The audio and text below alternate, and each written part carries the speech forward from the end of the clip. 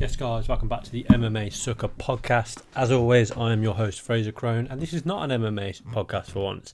This is a look ahead to this weekend's mega boxing fight between Canelo Alvarez and Terence Bud Crawford. Now, people are calling it the biggest fight ever.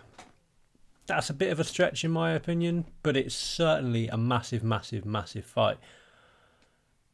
Although, it hasn't exactly been promoted as the biggest fight in my opinion. You know, this week it doesn't feel like a massive fight week.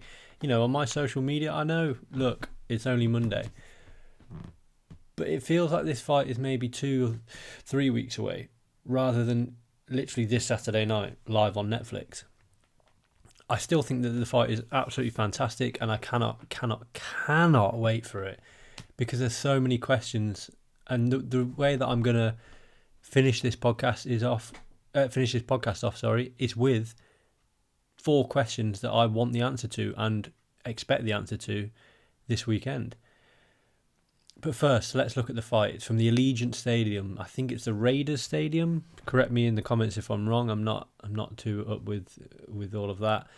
In Las Vegas, promoted by, whether they call it TKO Boxing or Zuffa Boxing, their first proper main big show, headed and promoted by Dana White. That is huge. Dana White is a phenomenal promoter. We know that from the UFC. And he's got a lot of pressure, because this has to be a success for boxing. Historically, Vegas was the home of boxing. All the big fights happened in Vegas. But with the emergence of Saudi Arabia and Riyadh season,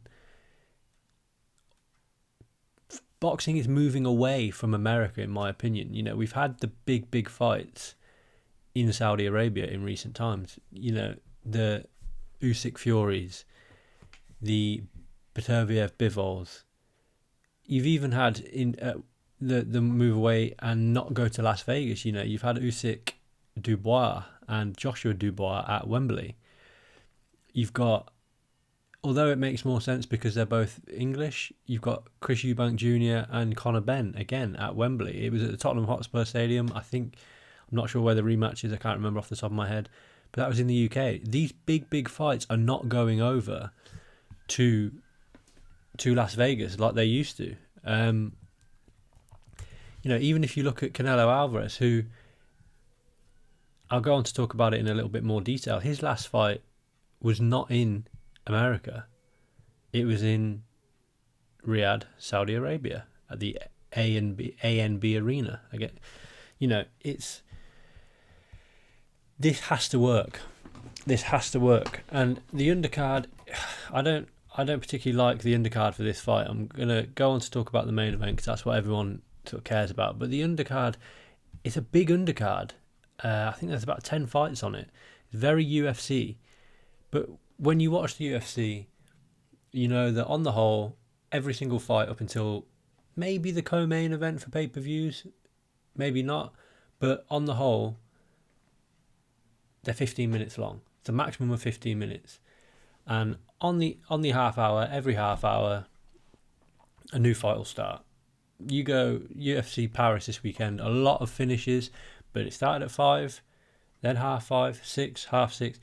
But you've got a range of different fights on this card. I mean, the first fight is a 4-rounder. You've got 2 6-rounders, and then from there on, they're all 10-rounders until obviously Canelo and Crawford is 12 rounds.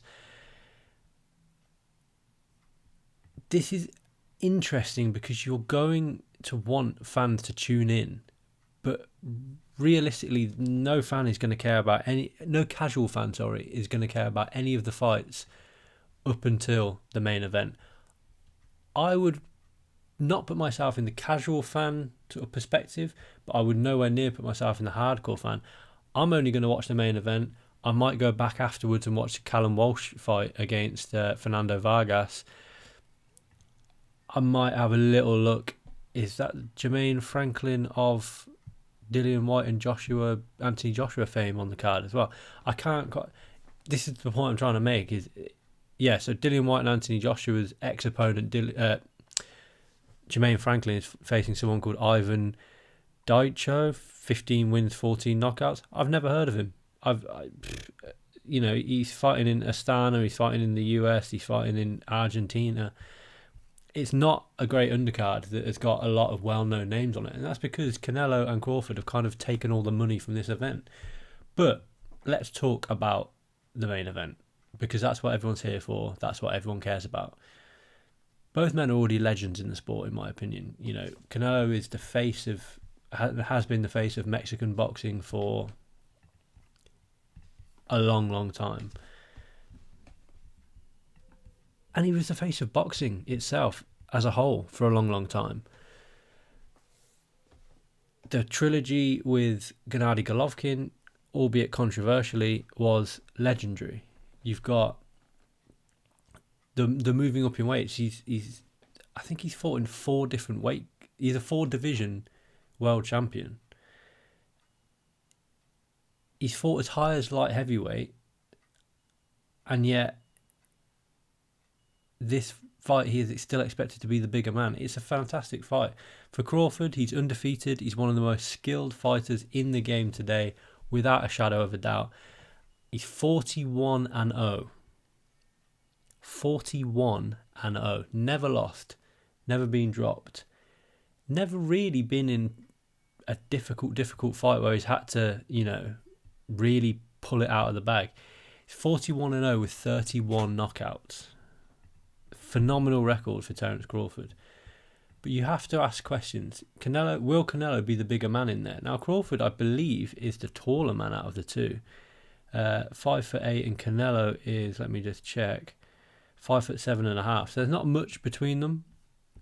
Canelo's got a 70.5 inch reach, and Crawford has a 74-inch reach. From what I understand, and listening to a lot of YouTube videos and podcasts on this, Canelo has looked to really strengthen his kind of posterior chain, the strength in the neck, the physical sort of core strength for this fight, because he's not stupid either. Canelo hits hard, and we know that.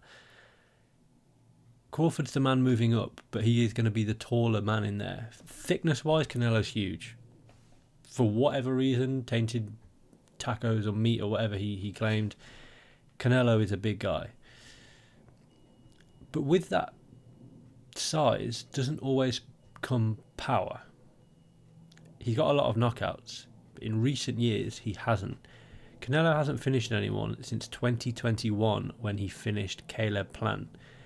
Now look at these. These are his last 4 wins. All unanimous decision wins. All have gone the 12-round distance. This is dating back to September 2023. Jamal Charlo, unanimous decision. Pretty dominant unanimous decision. 119 to 108 and 118 to 109. He then fought Jaime Munguia. Munguia was the man coming up in weight for this one. 43-0. Jaime Munguia hadn't fought anybody really in his career ahead of facing Canelo. Canelo dominated him. It was much wider than the scorecard suggests. Then he fought Edgar Berlanga, again a man who had no business being in there with Canelo. And then he fought William Skull, who was just in there for a payday. He has not had the best of fights, in my opinion, to prepare himself for someone as good and as skillful as Bud Crawford. But now let's look at Bud Crawford's last 4 outings. And there's one thing that I really want to highlight, is that he's averaged 1 fight a year since 2020. Again, just his last 4 fights in this for this section. You've got Sean Porter in 2021. TKO'd him in the 10th round. 10th round, I think. Then he faced David Avanesian, who was on a tear at the time. KO'd him. Then he faced Errol Spence, who was coming off the car crash, coming off the detached retina, and that was one of the most complete performances I think that we've ever seen in a boxing ring, and dominated him. And then last time out, he faced Israel Madrimov to a unanimous decision, moving up in weight to super welterweight. But he has finished. He's finished 3 out of his last 4 opponents. However, he's averaged just 1 fight a year since 2020. Now, is that the kind of schedule that you want going into such a big fight? I'm not so sure. Crawford is one of the most skilled fighters that we've ever seen. There's no doubt about it. His switch stance hitting he hits and can fight out of southpaw just as well as he can fight out of orthodox. It's amazing. And it is like nothing we've ever seen. Usyk, Lomachenko come to mind, both great fighters out of both stances, but both definitely favour of one side. Usyk definitely favours southpaw. Crawford doesn't. Crawford can fight whichever way he wants, and that will cause Canelo problems.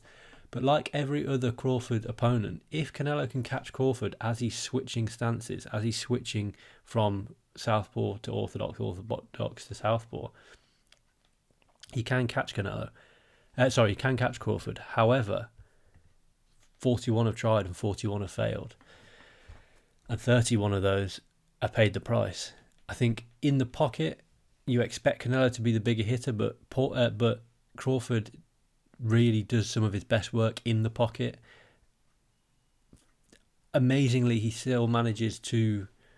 It's almost a sweet science as he's in the pocket. He hits and doesn't get hit, which is a great skill to have. And it's a difficult thing to do. We know that.